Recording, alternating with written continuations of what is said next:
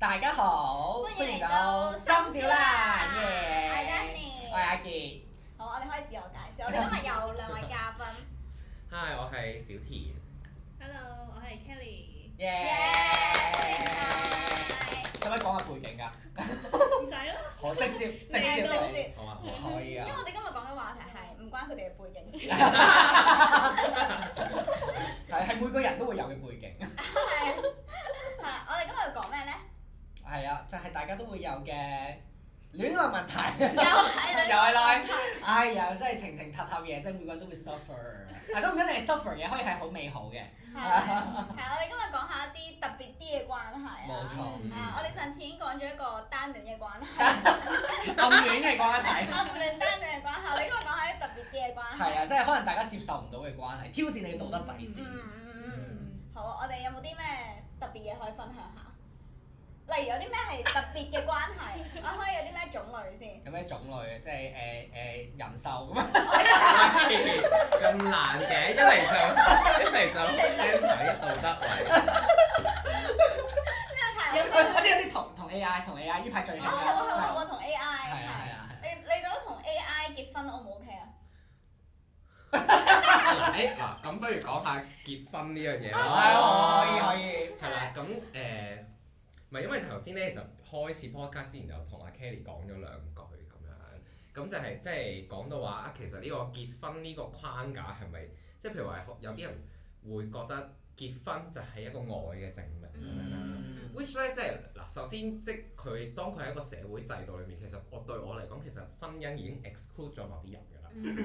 咁就係即係咁，其實即係as一個 gay person 咁樣，即係其實你已經係被排除咗喺呢個制度以外咁樣。同埋都 exclude 咗啲人獸戀嗰啲。係啦，即係嗰啲冇計啦，係咪？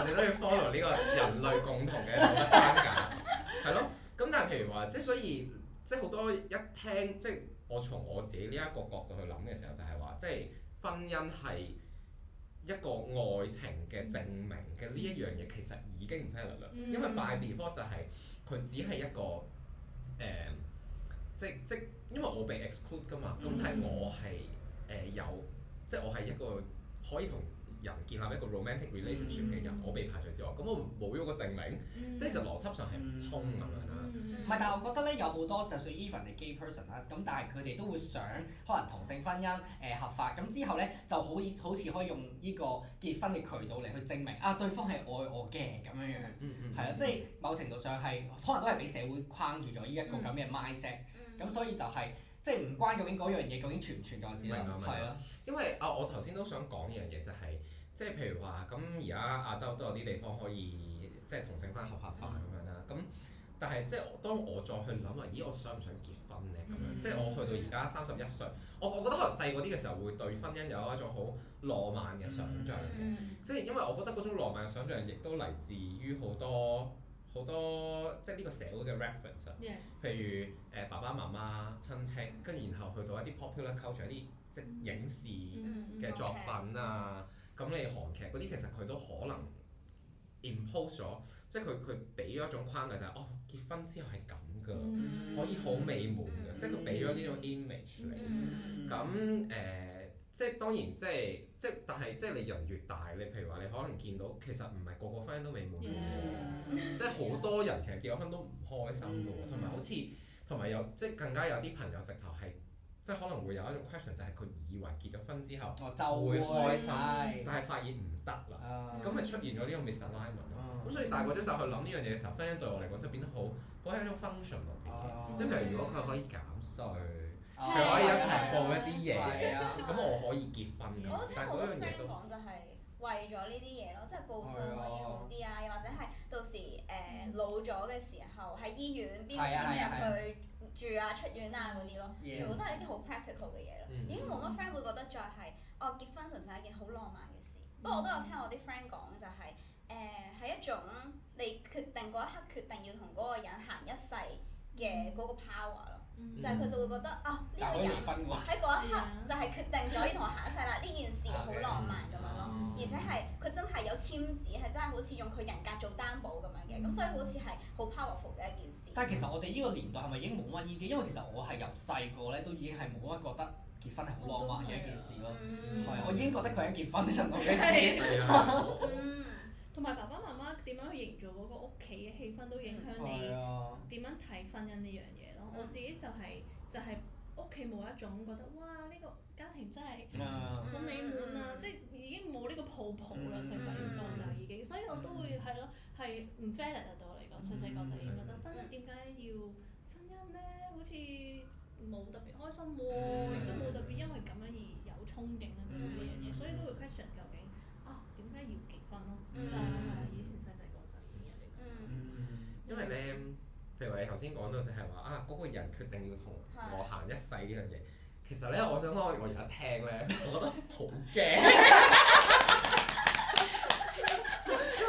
因為對我嚟講，其實好多時即係我其實我已經拍咗接近9年拖咁樣啦，就係其實好多 negotiation 其實係一啲好 daily 嘅嘢嚟嘅啫，即係可能即係日常嘅即係家務，即係我哋一齊住啦，我男朋友。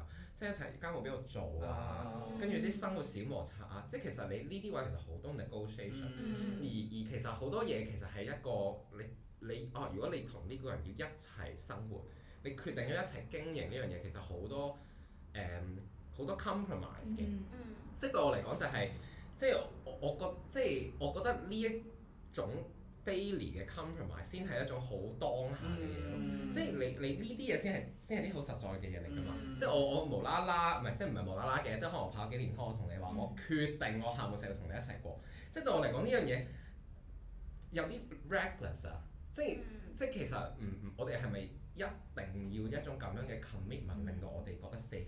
而我哋其實本身個生活已經好實在嘅時候，我係咪要有種咁樣嘅 commitment 令到我覺得所以你唔會離開我係咪咁樣？即係譬如話咁一個人，我哋唔啱，我哋要分開嘅時候，咁你如果因為你當初 make 咗個 commitment，你夾硬要一齊，其實都好多呢啲悲劇啦。咁即係對我嚟講，我聽落會覺得即係呢種係真戀愛腦咯。其實我頭先咧已經正想講咧，就係你嗰下當下，即係好似 make 咗一個我要一世嘅 commitment 啦。但係其實某程度上，你需要一樣嘢係真係為咗你嘅不安感咯。係啊，如果你本身冇一個咁樣嘅不安感，你唔會要求人哋要 make 一個咁樣嘅 commitment，跟住之後就覺得哇真係好美好啊咁樣，即係其實係唔需要噶嘛。係啊，咁同埋呢一樣嘢都唔一定要用結婚嚟去做出嚟啦。即係你平時就算唔結婚，你都可以係你會覺得對方可能會同你行埋落去嘅咁樣，即係雖然未來係未知啦，但係你都會有一種感覺就係可能我同佢真係會持續落去嘅咁樣噶嘛，唔一定要用一個社會嘅框架嚟去話俾你聽我就係㗎啦，跟住寫晒黑字白紙咁樣樣。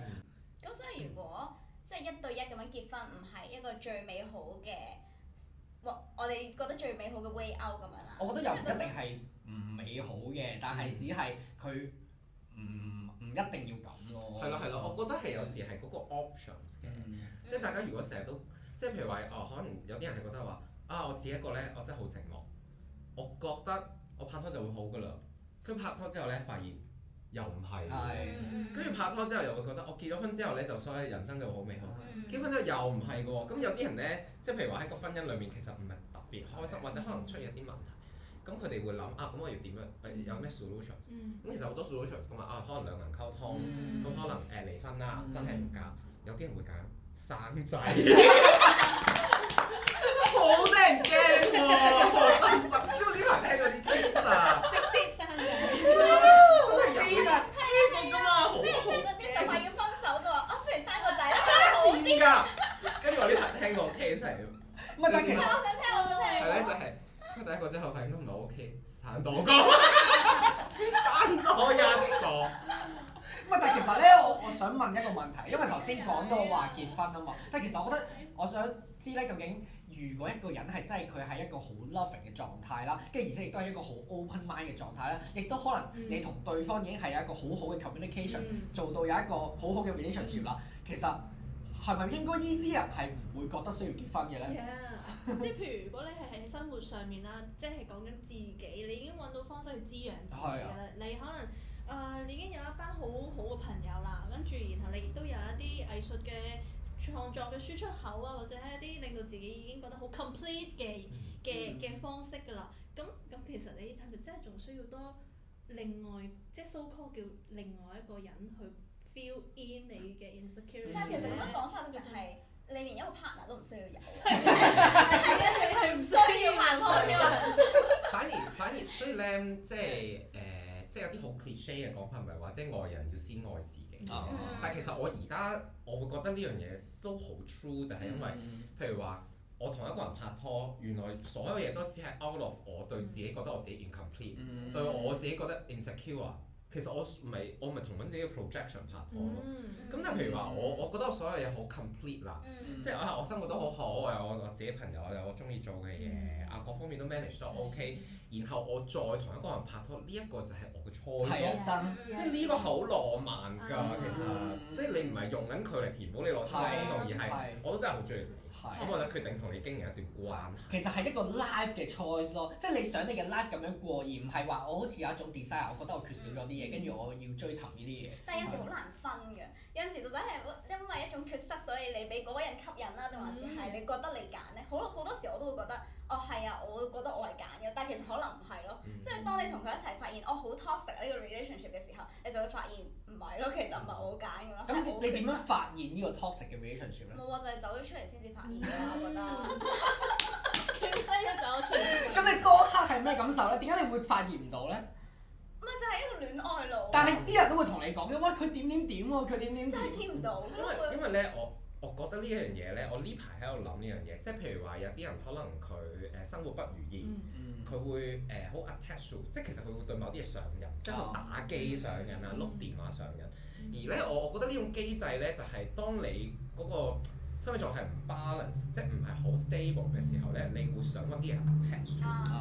跟住其實咧，我覺得其實即係雖然我喺嗰個即係戀愛或者係咯，即係戀愛裏面你未必會用上癮呢個概念啦，但係成日我覺得啲人講戀愛腦咧，其實都係嗰樣嘢嚟㗎，就係你其實好多嘢好唔 stable，其實係吊橋效應啫嘛。我就要揾啲嘢 attach 咗，我以為我咁樣attach to 一個人嗰度，我就覺得好 stable，但係其實你自己係唔穩定㗎嘛，係咯。即係好似啲人冇嘢做咧，就好 panic 咁樣嘛。即係好似我一啲都唔 productive 啦，跟住之後我嘅生活好似乜都冇咁樣。即係好似啲人要將自己嘅 schedule 塞滿晒。係啊。做咩？我唔係講你啊。唔係有 reference 咯，係咪你個 friend 啊？咪即係嚟咯。係喎，聽我，唔好諗太多。如果你覺得講緊你嘅話，我都係我。我哋翻去我哋最中心嘅 topic 先。好，我哋下一集就真係去我哋嘅核心 topic，就係一啲非比尋常嘅關係。係冇錯，下集見。